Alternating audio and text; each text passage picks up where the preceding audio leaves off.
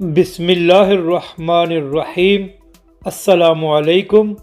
تحریک لبیک کا شعر قومی اسمبلی میں لبیک کے کارکنوں کے لیے بڑی خوشخبری۔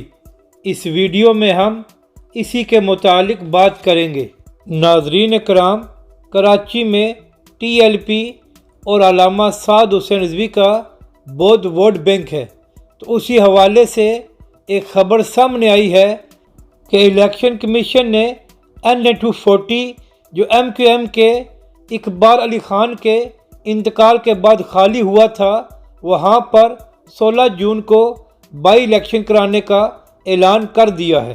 تو یہاں پر تحریک لبیک کے لیے اچھا موقع ہے کہ ان کا نمائندہ قومی اسمبلی میں پہنچ جائے، کیونکہ 2018 کے الیکشن میں تحریک لبیک کے کینڈیڈیٹ نے اس حلقے سے 30,000 سے زائد ووٹ حاصل کیے تھے اور وہ دوسرے نمبر پر آیا تھا، اور حالیہ فیصلوں کی وجہ سے اس وقت MQM کی حالت کافی پتلی ہے، تو تحریک لبیک اس موقع سے فائدہ اٹھا سکتی ہے۔